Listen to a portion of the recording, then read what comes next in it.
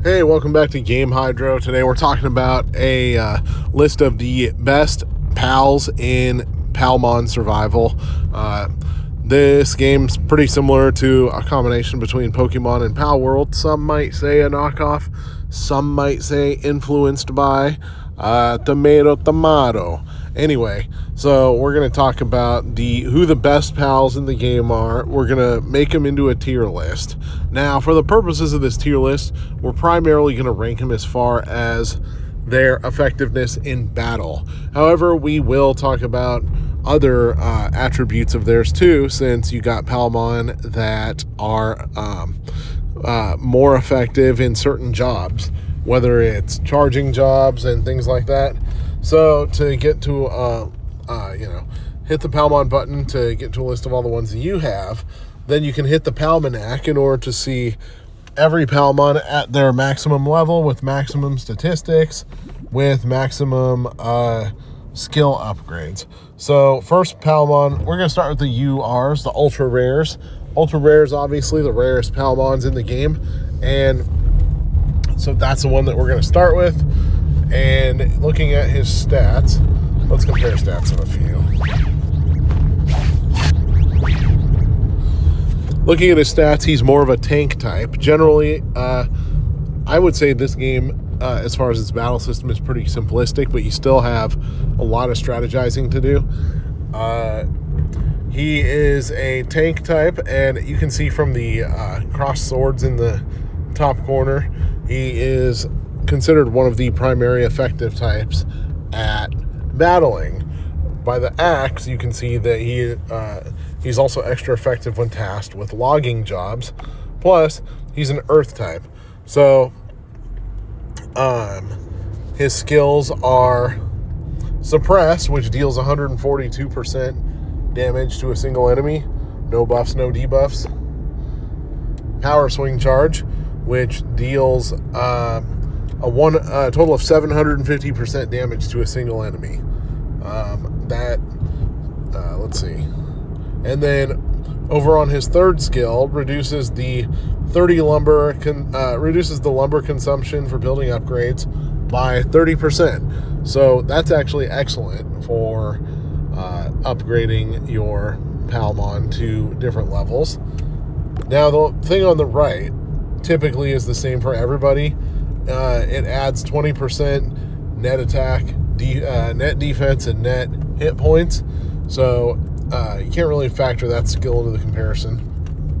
But we've taken a look at most of the Palmon here already to prepare for the video, and so I feel comfortable ranking them in tiers as I see them. I'm gonna give this guy Baboom A. He's A tier. Not quite S tier, but definitely still one of the better ones. Mantle Ray, that is an electric type, and he is a primarily combat pal.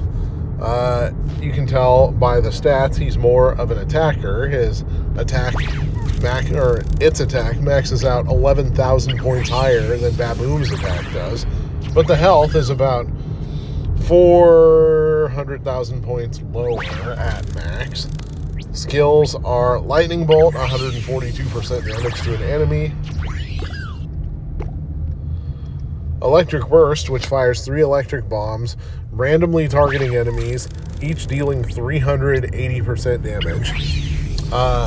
That's a total of 1,040% damage in total. And then Stinging Spark, which gains a 30% crit rate while in combat. 30% is a sky-high crit rate, and you can do significant damage with something like that. And then, obviously, the booster. So, I'm going to give that one possibly an S- or an A+ to Mantle Ray, because that is an extremely strong one. 1,080 total. The only ding is that it's random targeting. So if you're fighting a boss character with a bunch of those little minions next to him, he could just go and target the minions, no matter who he's fighting against. But small pickings. Next up, we got Lucidina. She's a water type. Oh, by the way, one of the parts of of Mantle Ray being an S- is that there's seemingly more water types in this game than there are other types. Now, I could be wrong about that, but from what I noticed, there's a lot more water types. Anyways, Lucidina, water type. So she is also combat proficient. Phantasm launches an orb of dream power, dealing 142% damage. Torment pulls a single target into the dream, amplifying their received damage by 10%. When the dream ends, deals 700% to the target. So that one deals not only essentially immobilizes and increases the damage to a character for a bit, but then adds damage to them on top of that. That's pretty strong. Dream Shadow gains 30% crit rate while in combat. That's pretty good still, but I think for her, I'm going to give her an A. That special move is extra strong, but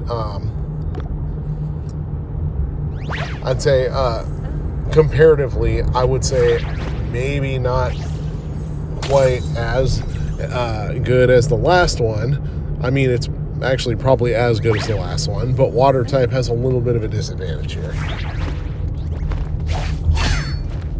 Next up, Bufanobi, another ultra rare UR, by the way. He's an attacker. He's a water type, so once weak against electrics. And statistically, he is more of a tank, a health-heavy, slightly higher defense, lower attack type. Moves are Flow Like a River, deals 142% damage. I'm starting to see a pattern here. Strike Like a Waterfall, flings 3 shuriken in a fan, with each one dealing 337% damage. So, pretty good splash damage. It doesn't say if all 3 of those shuriken have the possibility of hitting one character if there's one character on screen, though. I would hope so. Tidal Strike gains 30% attack while in combat.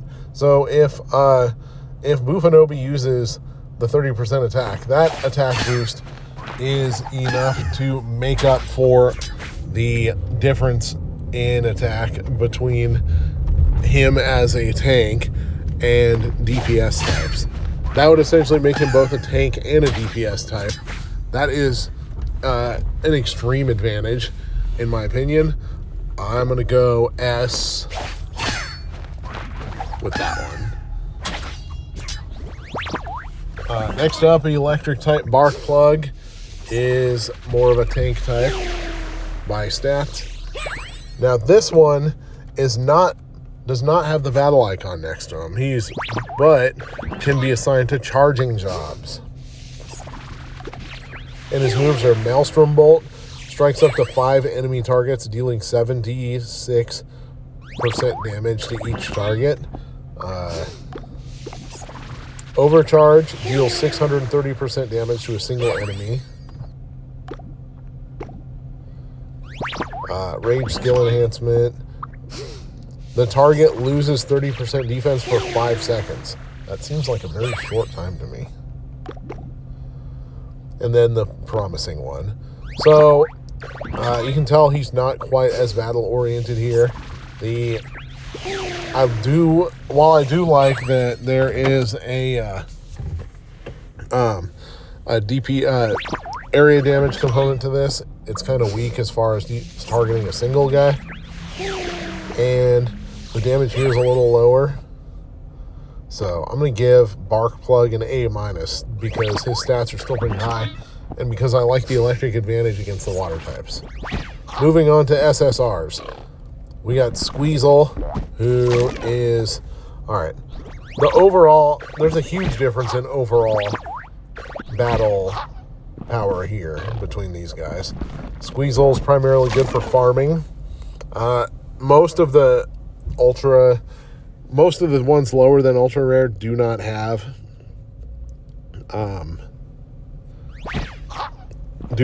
the battler icon, but we can still rank him. I think this one's more of a tank type. Oh, correction, more of a DPS type. So there's a huge stat drop-off between the SSRs and the URs. Although SRs are still very valuable to have in the party, especially because URs are still so completely massively rare. Anyways, Squeezel, water spray 130%, aqua cannon 204% times 3, that's 612%. Water surge, damage dealt by the rage skill, which is the super move basically, plus 30%. That's actually pretty good. I'm gonna go A- for that one. Vulcan, that's a fire type. Surprisingly, there were no ultra rare fire types. So that's another reason why water types tend to lose a little bit of points on the ultra rare side, because there's no ultra rare fire types to take on. Anyways, this one is a DPS type. Blazing Bite deals 130% damage. Trial by Fire, 600% damage. Hot Diggity Dog, steel output 30% when working a smelting job. That's actually a pretty good side skill to have. So we're going to give him an A-.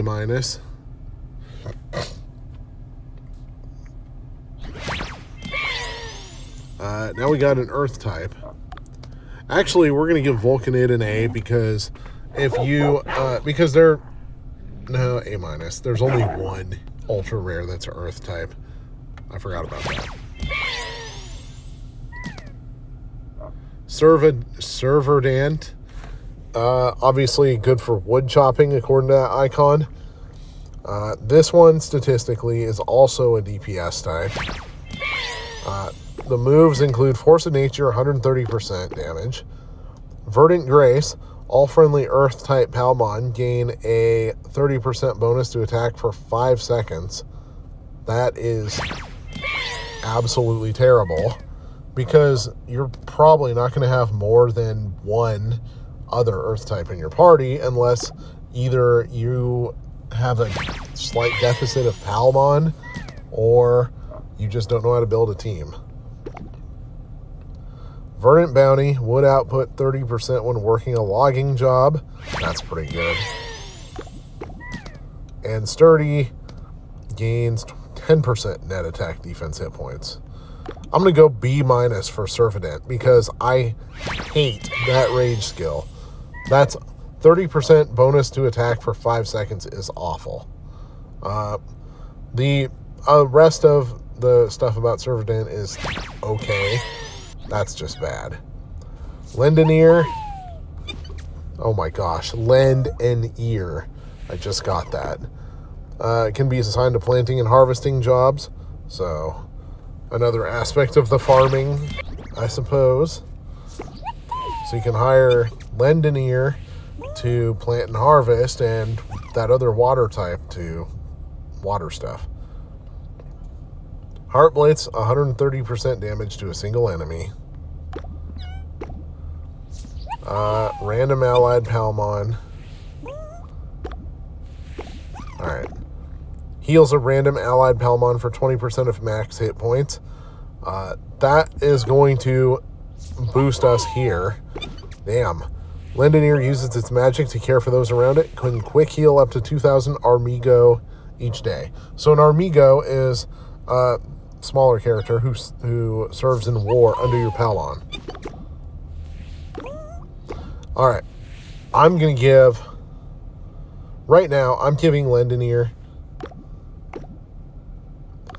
I'm giving Lend an Ear an S-, because this is the first healer I've come across, and the rarest healer, just by default. Also, statistically, surprisingly, a DPS type. So, one you might want more in the back row, but definitely an absolute need to have in your party. Alright, what do we got? Bruise Berry. So, Bruise Berry is Logger, and a Miner.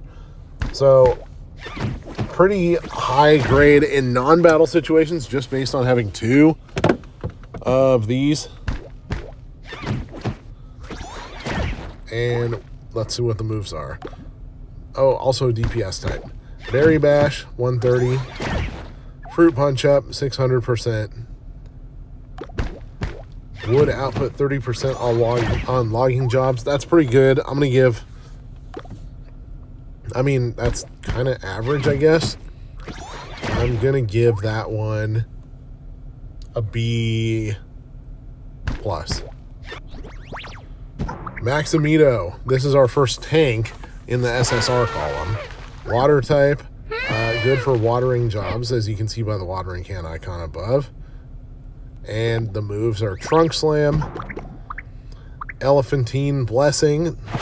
The allied Palmon with the lowest remaining hit point takes 20% damage for the next 4 seconds. Or, excuse me, 20% less damage for the next 4 seconds. Big Little Builder, 390 minutes of quick build each day. That's strong. So, as far as non-attack rolls, I would give Maximo an S rating because of the 390 minutes of quick build a day. That's crazy. As far as battle rolls, though, this guy gets a B-.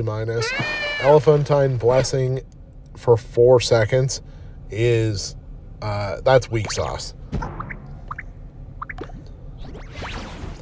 Incineraptor, fire type, good for smelting.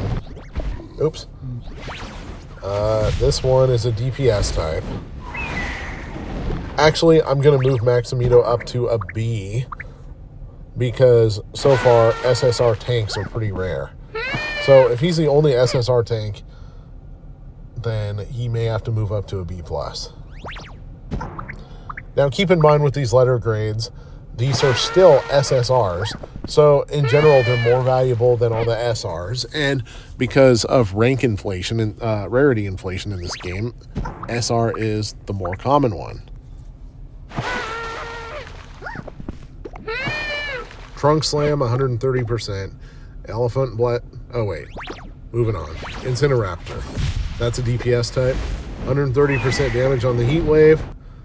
Flame Wing Dive deals 550% damage to all enemies in a straight line. So that Flame Wing Dive is insanely overpowered for an SSR type. So that factors into the ranking. Eagle Eye Incineraptor can always find where treasure is hidden, provides extra treasure up to 32 a day when completing an intel quest. Alright, so far the only fire type SSR, so and I'm giving a B+ tier, A- tier, because Flame Wing Dive, that is stupid powerful for an SSR.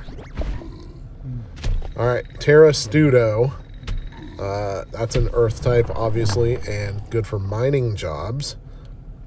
Shockingly, this one's a DPS, not a tank. 130% damage. And then Tectonic Spin, dealing 450% damage to all nearby enemy targets. So if you have some enemies like close together that are like extremely... yeah, very close together. That one is also very overpowered. Drill Shell, ore output 30%. That's a rare one. I like that. I'm giving that one a B+. Or a B, I mean.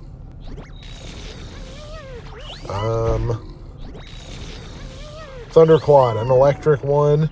Good for charging jobs. Another DPS type. Oh, dang. Deals 60.5% damage to the closest enemy target and all enemies nearby. So, kind of a weak hit, but possibility of area damage. I like it. Dark Cloud rises up in the air and unleashes a thunderstorm, striking 4 random enemies for 216% damage. Electricity output plus 30%. So, Thunderclaw, excellent for large crowd crowds of enemies in one match, I guess, but terrible for boss fights. So a little bit of a mixed bag there. I'm giving a B minus. Snow Kami is a combat one, actually. No job, just combat. And obviously a water type. Frost Claw, 130% damage. Glacial Howl, 540% damage to one enemy with a 70% chance to freeze the target for 2.5 seconds. That's pretty good. Wolfie Will gains 20% attack in combat, which that statistical boost puts it far and away ahead of the other SR DPS types. So I like that. I'm giving it a B+ for combat. Plat Putz, surprisingly, another tank. That move. Okay, oops. So logging, sawing. That's 2 jobs. That's kind of nice. Plat Putz, I got just the thing, 130% damage to 1. Bubble Shield gains a shield equal to 30% of its max HP for 4 seconds. That is, I don't get why there are so many of these short-term ones in the game. They kind of suck to me. Blunt Sense, Platyputz's Dull Mind dulls the pain. It takes 20% less damage. That's actually pretty good. Complete ripoff of Psyduck, but that's a unique skill. And so that puts Platyputz fairly, I would say, close to the top of the tanks. I'm going B+.